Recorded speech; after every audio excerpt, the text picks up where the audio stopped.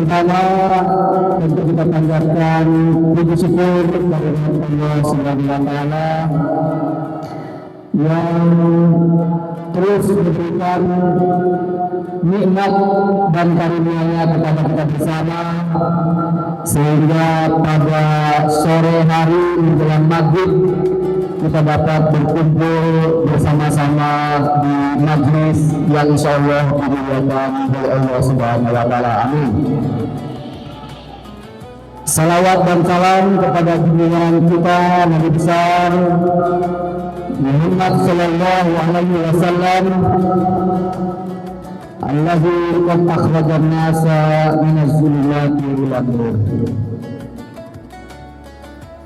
Bapak Ketua Umum, para tuan guru yang saya hormati, pertama izinkan saya memperkenalkan diri lebih personal kepada adik-adik santri yang saya cintai semua. Alhamdulillah dulu malam saya sama dengan adik-adik santri sekalian pernah menjadi santri di salah satu pondok pesantren di daerah Garut, Jawa Barat selama 6 tahun, selama menjadi santri sanawiyah maupun aliyah. Mungkin adik-adik sekalian, ini sekaligus motivasi bahwa santri apabila bekerja keras, belajar dengan giat, dengan rajin, tetap dalam bimbingan para tuan guru, para asatidz dan asatidjah, insyaallah suatu saat nanti ada salah seorang dari santri kita yang akan menjadi menteri. Bahkan saya santri menjadi waton, satu saat akan ada yang menjadi presiden Republik Indonesia.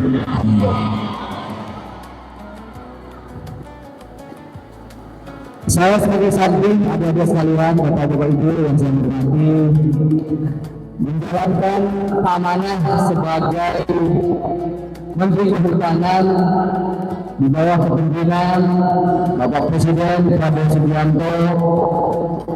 Tentu tidak hanya menjalankan persoalan mengatasi persoalan kehutanan ini berkaitan dengan urusan duniawi saja. Tentu saja Pak Prabowo Subianto memberitakan ke saya untuk memperbaiki forest governance, tata kelola kehutanan kita, termasuk diantaranya barusan saja saya menyerahkan sertifikat atau SK perhutanan sosial sekitar 560,57 hektar kepada kelompok tani di Lombok Timur ini,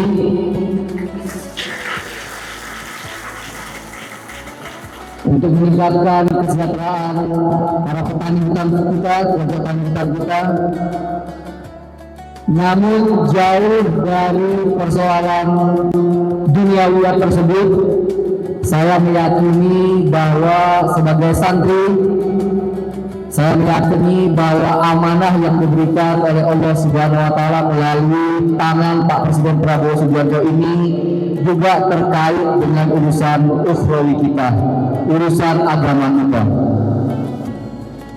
Dulu sekali saya diajarkan oleh kiai saya di pondok pesantren bahwa Allah Subhanahu wa taala telah menciptakan bumi kita ini dengan segala keseimbangan ekosistemnya.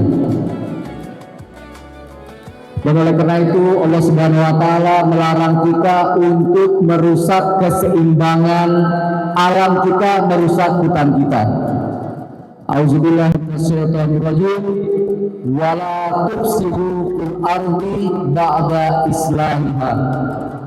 Dan janganlah kamu para manusia melakukan kerusakan di muka bumi melalui illegal logging, menebang hutan dengan cara tidak benar, melalui illegal mining, melalui pertambangan yang tidak benar, melalui kerusakan-kerusakan berbagai macam jenis lainnya, karena kata Allah ba'da islahnya, ketika Allah Subhanahu wa taala telah menyempurnakan, memperbaiki kondisi diri kita ini.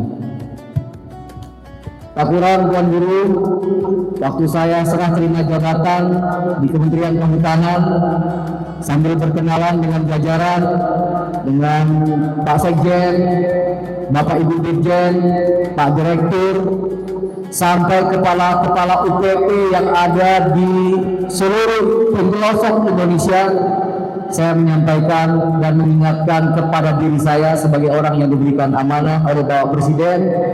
Saya mengingatkan ada satu ayat yang menjadi patokan sekaligus bimbingan bagi saya sebagai menteri. A'udzubillahi minasyaitonirrajim. Bismillahirrahmanirrahim. Zaharal fasad fil barri wal bahri bima kasabat aydin nas. Telah tampak kerusakan di lautan, di samudra, di alam, di bumi, di sektor kehutanan kita, bima kasabat aydin nas, karena tangan-tangan manusia. Kiai saya mengatakan dulu kepada saya bahwa kata aydin nas atau aid yang merupakan jamak dari yadin, dari tangan itu, bisa bermakna tangan secara literal, tapi juga bisa bermakna kekuasaan atau otoritas atau power. Oleh karena itu saya mengingatkan kepada diri saya pribadi dan juga para staf saya agar mempergunakan tangan atau otoritas atau kekuasaan dalam bentuk tanda tangan, paraf, apakah itu nota dinas biasa atau permen atau peraturan pemerintah, bahkan perpres yang disusun oleh Kementerian Kehutanan, agar benar-benar dipastikan tidak berkontribusi terhadap kerusakan alam, kerusakan hutan kita, namun harus dipastikan justru mendukung dan memastikan bahwa kebijakan-kebijakan tersebut, public policy tersebut, kebijakan publik bermanfaat untuk menyempurnakan ciptaan Allah Subhanahu wa taala, menjaga ciptaan Allah Subhanahu wa taala yang telah disempurnakan tersebut. Insyaallah pada bulan yang suci ini saya terus mempertebal komitmen saya dan mohon doanya juga dari para masyayikh, dari para asatiz, para santriwan dan santriwati, agar amanah, agar saya tetap dapat menjaga tangan saya sehingga saya dapat memastikan hutan kita di Indonesia lebih lestari lagi. Amin, amin ya rabbal alamin. Terakhir, pesan khusus kepada para santri, sebagai santri mungkin tidak ada istilah mantan santri, sekali santri tetap santri. Satu hafalan pendek yang oleh salah seorang ustaz saya di pondok dulu, mengatakan yang yazuk zulman ta'allum sa'atan tajarra bi'adahi ila hayatihi. Barang siapa yang tidak merasakan betapa sulitnya menimba ilmu, saya tahu adik-adik pagi-pagi subuh sudah bangun belajar dengan segala macam tugas hafalan, kemudian baru akan istirahat, sudah hampir tengah malam, dengan berbagai dinamikanya, dengan teman seiring, teman sekelas, teman seasrama. Ini adalah bagian dari kesulitan-kesulitan yang kita alami dalam mencari ilmu.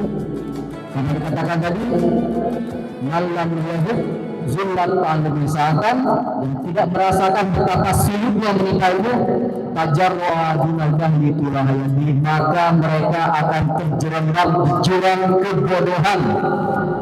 seumur hidup mereka selama-lamanya. Alhamdulillah, motivasi ini ada kita sekalian membuat saya dari hidup dari keluarga sederhana. Dulu ayah saya adalah seorang guru honorer di Pekanbaru Riau sana.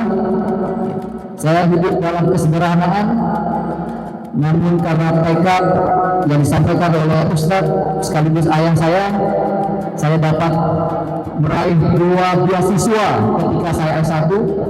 Alhamdulillah. Karena kerinduan untuk mencari ilmu, alhamdulillah akhirnya saya mendapatkan beasiswa Chevening Award untuk sekolah S2 di Inggris. Dan karena motivasi yang disampaikan oleh para asatidz tersebut, akhirnya saya juga mendapatkan beasiswa S3 ke Australia untuk gelar doktor saya. Saya hanya berbagi pengalaman singkat ini kepada adik sekalian. Nothing impossible under the sky. Tidak ada yang tidak mungkin di bawah langit ini. Asal kita bekerja keras, belajar tuntas, ikhlas, mengikuti petunjuk-petunjuk Bapak, Ibu guru, para tuan guru kita, minta restu, minta ridho dari mereka. Insya Allah adik sekalian nanti akan meneruskan sekolah S1, S2 di luar negeri, S3 di luar negeri, dan insya Allah nanti akan menjadi salah seorang menteri di Republik Indonesia.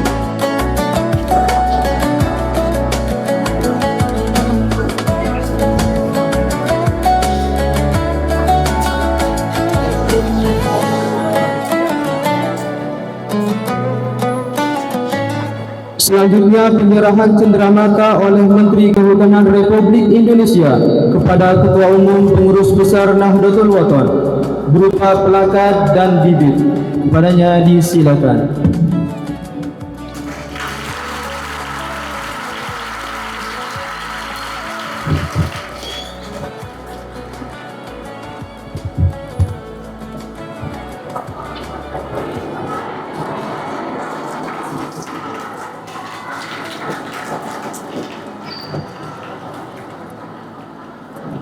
Puasa di bulan suci Ramadan, ya, kita bisa merayakan hari jadi Nahdlatul Wathon ke-73. Tanggal berapa Nahdlatul Wathon lahir anak-anakku? 19. Alhamdulillah. Terima kasih untuk guru di sekolah masing-masing ya. Berarti bagus guru keilmuannya. Alhamdulillah kita memperingati hari kelahiran organisasi tercinta yang didirikan oleh Ninida Al-Maghfurullah Maulana Syekh Tuan Guru Kiai Haji Muhammad Zainuddin Abdul Majid, pahlawan nasional asal Nusa Tenggara Barat. Ninida mendirikan organisasi Nahdlatul Wathon karena ketaatan beliau kepada guru beliau. Setelah mendirikan madrasah NWDI untuk putra, beliau mendirikan madrasah NBDI untuk putri, kemudian beliau mendirikan organisasi untuk menaungi kedua madrasah ini, yaitu organisasi Nahdlatul Wathon.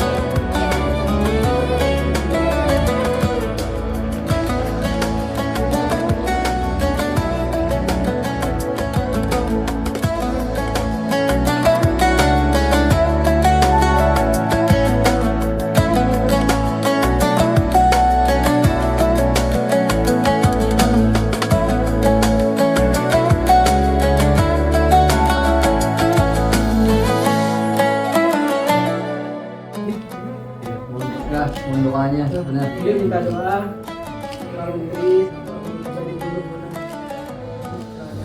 nanti dia pakai